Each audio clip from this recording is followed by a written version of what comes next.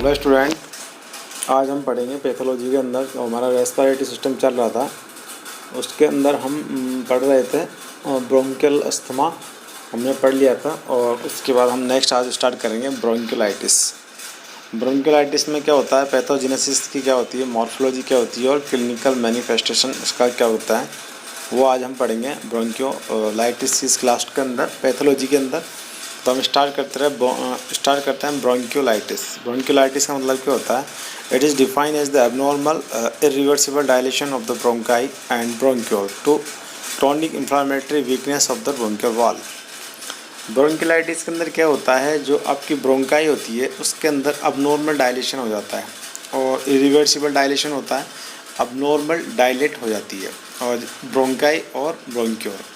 और इसकी कोज क्या है, क्यों होती है? ताकि जो आपकी ब्रोंकाई की जो वाल है उसके अंदर या तो इन्फ्लामेशन हो जाता है या वहाँ पर वीकनेस हो जाती है। जैसे हर्निया के अंदर होता है, एब्डोमिनल वाल के अंदर वीकनेस होने के कारण हर्निया हो जाता है। जैसे कि ईटीएल हर्निया होता है, इंगुलियल हर्निया होता है, अम्बिलिकल हर्निया होता है, फीमोरल हर्निया होता है, इनडायरेक्ट होता है, नॉन डायरेक्ट होता है। तो जैसे वहाँ की मसल वीकनेस हुई थी, एब्डोमिनल मसल वीकनेस होने के कारण वहाँ पर पोर्टूजन हो गया था ऑर्गन का, तो वो हर्निया कहलाए। यहाँ पर अगर ब्रोंकियो की वाल वीकनेस हुई है और वहाँ पर इन्फ्लामेटरी प्रोसेस की है तो यहाँ पर ब्रोंकियोलाइटिस कहलाया।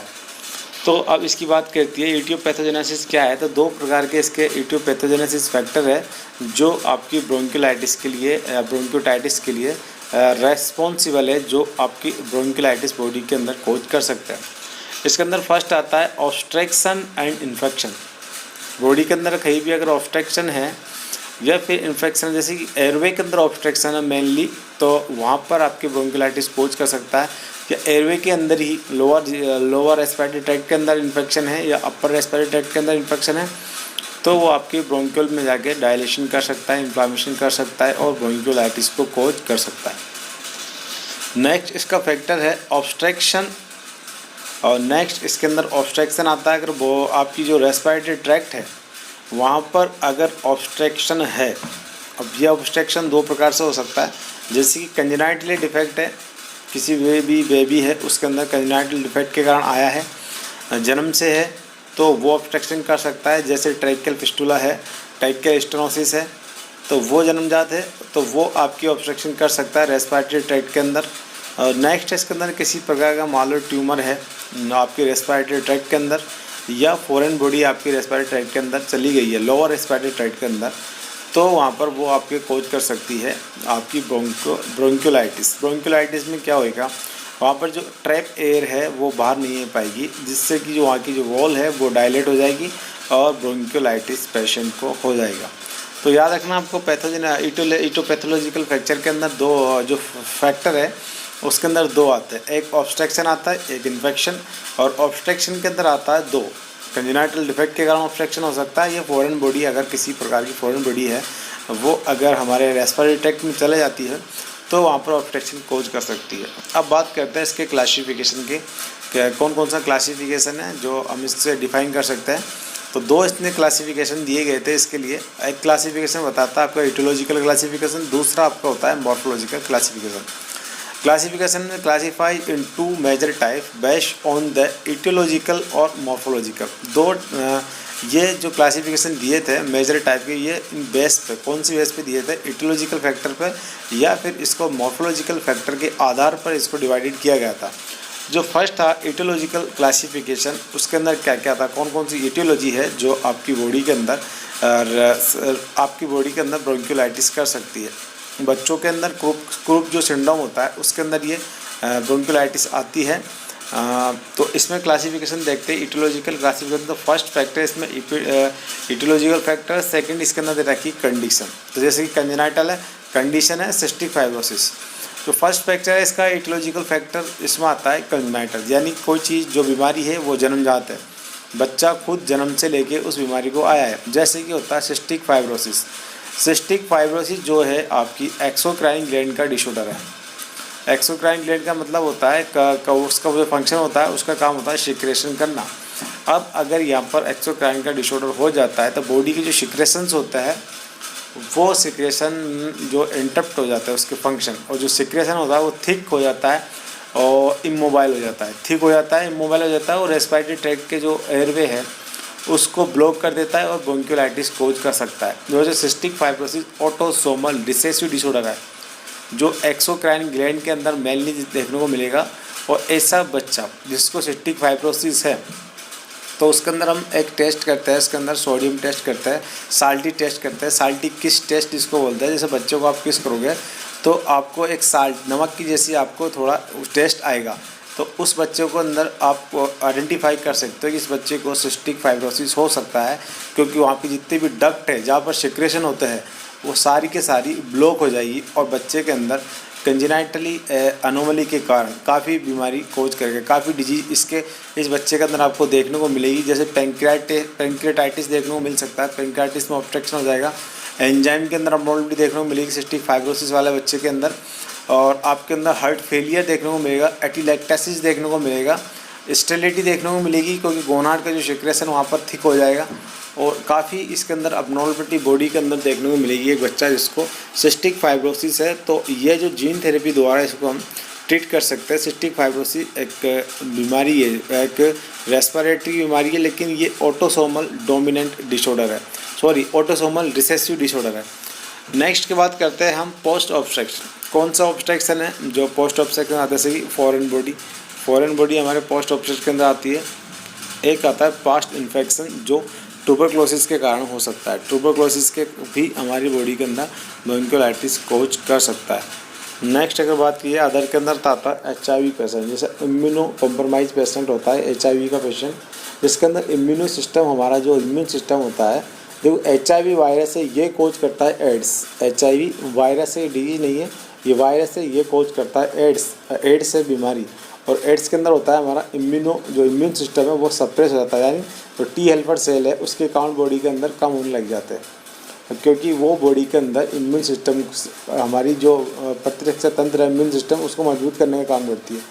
अब जो HIV वाला वायरस होता है वो वहाँ पर RNA का रिप्लिकेशन कर देता है, DNA को वहाँ पर सप्रेस करके RNA रिप्लिकेशन कर देता है, और ऐसा पेशेंट इम्यूनो कॉम्प्रोमाइज पेशेंट कहलाता है। और इनके अंदर हम चलाते हैं एक हार्ट थेरेपी होती है, एक जो हार्ट थेरेपी होती है इसके अंदर चलाते हैं हम पेशेंट को, ताकि पेशेंट की लाइफ को लॉन्ग किया जा सके। इसका ट्रीटमेंट है ये, लेकिन कंप्लीट ट्रीटमेंट HIV का भी पॉसिबल नहीं है। तो एक पेशेंट जिसको HIV है तो वो इम्यूनो कॉम्प्रोमाइज होने के कारण ब्रोंकियोलाइटिस के अंदर कोज कर सकता है।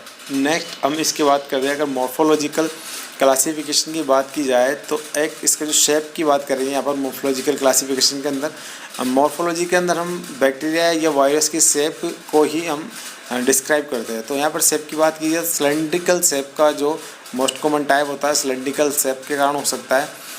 एक सेकुलर होता है जो सेक लाइक स्ट्रक्चर होती है, एक होता है वेरिकोस जो इरेगुलर डायलेशन।